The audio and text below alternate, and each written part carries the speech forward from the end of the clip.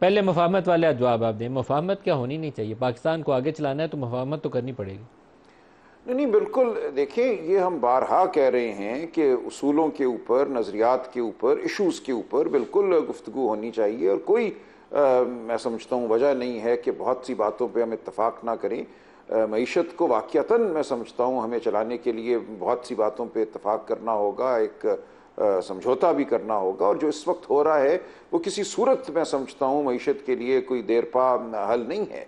ये कहना कि हम कोई अपना असासा बेच देंगे किसी गैर मुल्की हुकूमत को तो उससे मुल्क दौड़ने लगेगा, मईशत में तरक्की आ जाएगी, कोई हमें 10 बिलियन दे देगा, 15, ऐसे नहीं चलते मुल्क।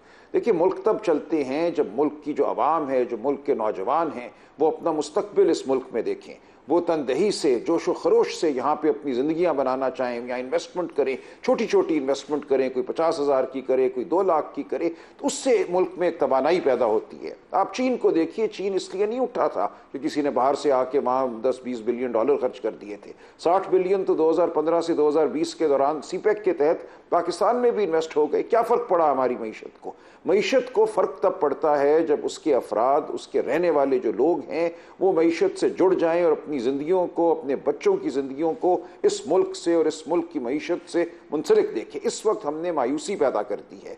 जो हमने इलेक्शन पर हमला किया है, मुझसे नज़र नहीं चुरा सकते। मैं मौजूद हूँ और जिस दिन तक मैं जिंदा हूँ मैं बताता रहूँगा कि उस रात क्या हुआ, किस तरह पाकिस्तान के इलेक्शन पर एक हमला हुआ, और वो हमला फिर 21 अप्रैल को हुआ। अब हमने बिल्कुल उसको एक फाइन आर्ट बना दिया है। उस दिन तो काट छांट हुई, फॉर्म 45 मज़ाका खेज किस्म की हमें नजर आए। अब इन्होंने ये किया है कि मुकम्मल तौर पे एक नया फॉर्म 45 जो है वो बना के वहां पे तब्दील कर देते हैं ताकि काट छांट नजर ना आए। तो जो आप इलेक्शन के साथ खिलवाड़ कर रहे हैं, उससे जो मायूसी आप पैदा कर रहे हैं अवाम में, उसके बाद मीशत की तरक्की नामुमकिन है।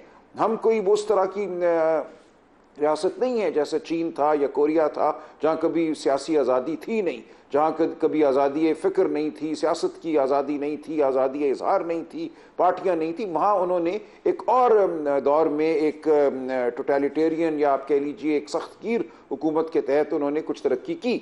लेकिन हम उस किस्म का मुल्क नहीं हैं, हम उस किस्म की कौम नहीं हैं। हम एक वो कौम हैं जो अपनी आज़ादियाँ, अपनी शख्सी आज़ादियाँ चाहती है।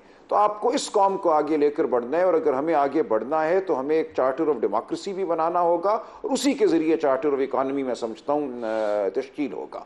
जो एक मसनूई हुकूमत और एक मसनूई हम मईशत इस वक्त बनाना चाह रहे हैं, ये आप देखेंगे धड़ाम से नीचे गिरेगी और कुछ भी आपके पल्ले नहीं पड़ेगा।